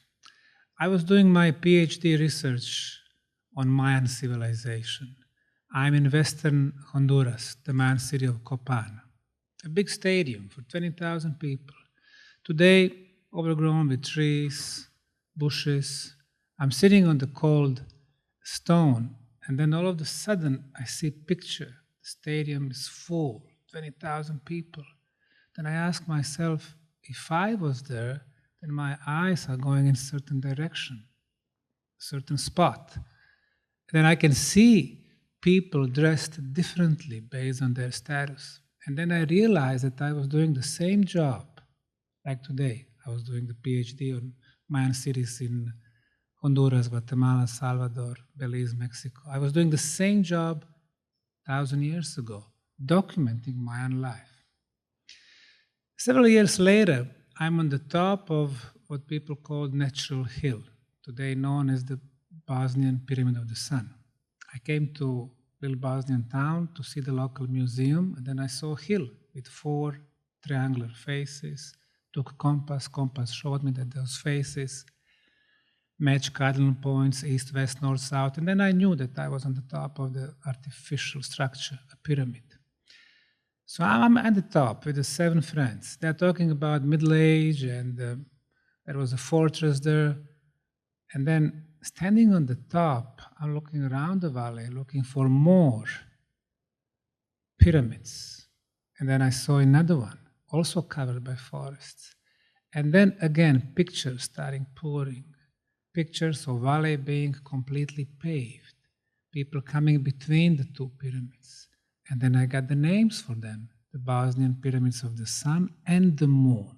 Because sun and the moon, they come in pairs. And then I interrupted my friends. I said, gentlemen, do you know that we are standing on the top of the largest pyramid in the world, the Bosnian Pyramid of the Sun, and across the valley is the Bosnian Pyramid of the Moon. And that's how it started 10 years ago.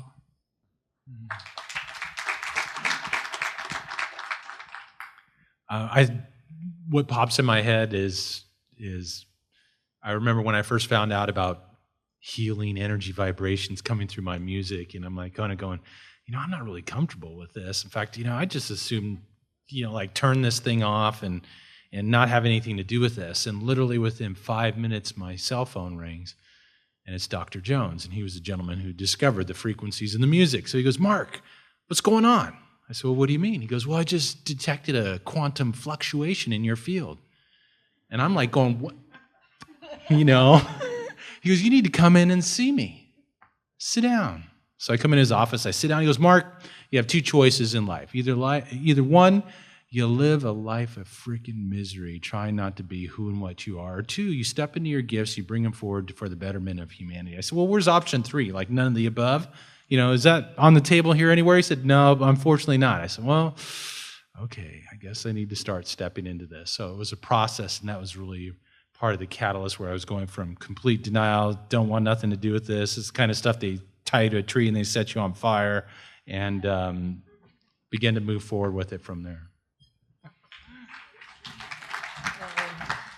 My awakening to spirit came in a very interesting way, and I mentioned I was meditating religiously because I had this chronic pain, and it was Christmas morning, and I was making a dinner for my family, and I bought a beef tenderloin to cook, and I made this very special recipe that, I needed these 3 key ingredients and forgot to purchase them.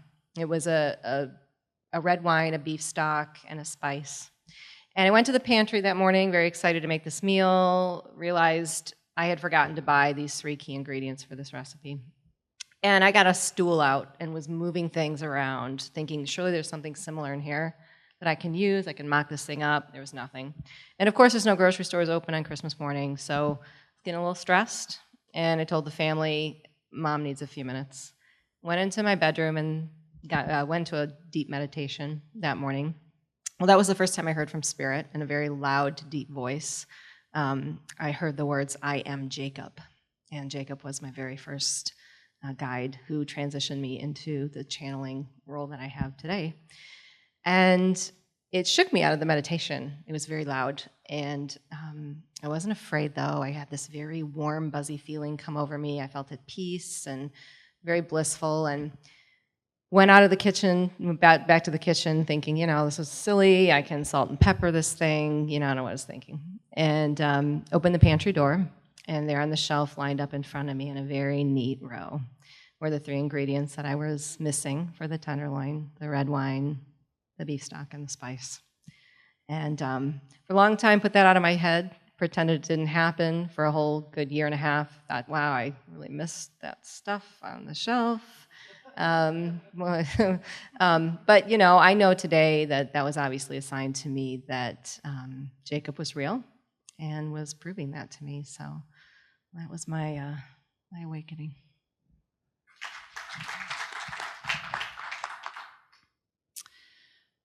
When I was in college, I had a dream that I died. And in the dream, I woke up and I was in a morgue. And I looked over and I saw this little nut brown man lying on the table across from me. And he was lying on his side, propped up on his elbow like this. And he said, well, you're immortal now. And so I moved my head and looked up to the ceiling, and I became this fountain of white light. And shortly after that, I was introduced to, in real life, not in my dream state, shortly after that dream, I was introduced to meditation, and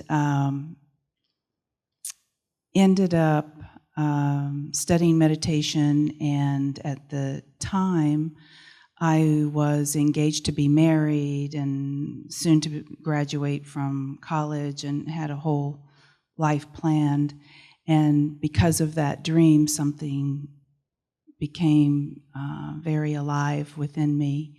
And suddenly I was going to India and living in a spiritual community there for years and following a very spiritual path. And began studying Ayurveda and holistic medicine from that perspective. So that was a major right turn for me.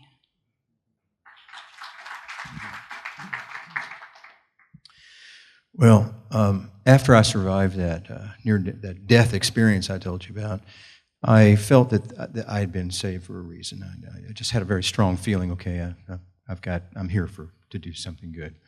Otherwise, I would have left. So I had this faith, but regardless, I got lost, man. I got so lost. I was in Kentucky. I had no guidance much, and I fell into the bowels of bad behavior.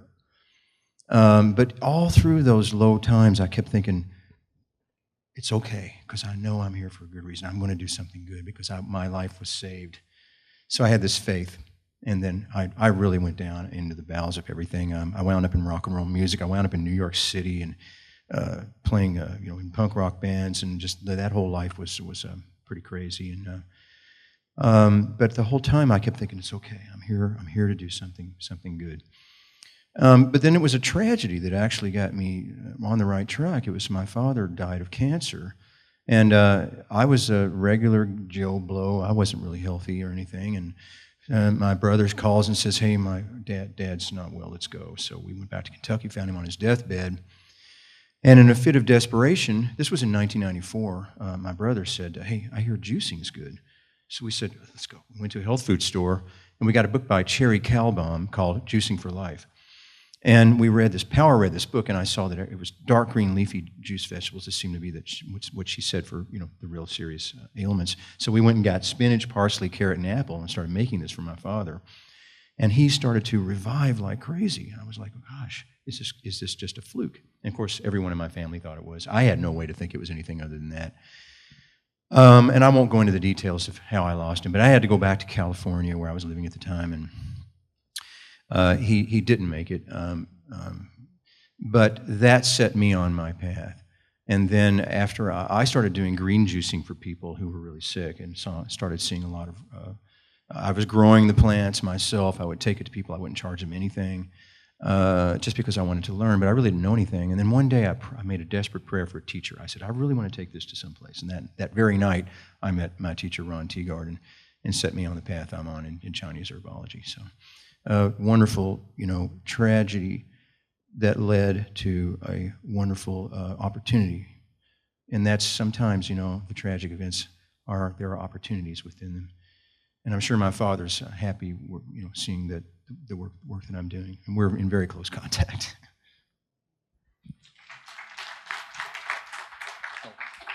My mom's gone now too, and she is also very close. So I mentioned during that concert that the direction of my life changed when I first shared my own music rather than playing the music of dead people. And to connect with other people emotionally for the first time was so profound to me that it really did force me to question every priority that I had. And wow, just totally changed the direction of my life. Later, I would say spiritual awakening, like when I really started to tap into where, there's more to the world than just this 3D default stuff that I was, that science explains. Like there's more. There's like, so my first like out of body transcendental, like really otherworldly experience. That I can't give you the details of because it was sexual in nature. So that's a story for another time.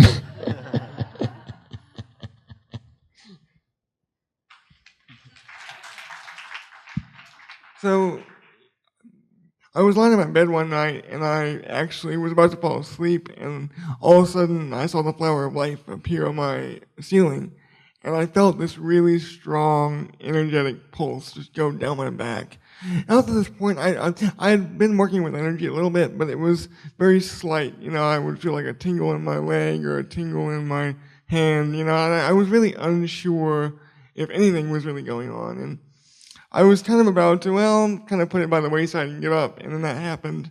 And then, I had some physical healings as well. I would, I could write better, because I have motor problems in my hand, and I could, I was looser, but I was really like, nothing really profound had happened yet. And then one day, I noticed I could stand up without leaning on something for support, like completely, and that had never happened. And that day, I'll never forget that. So, thank you.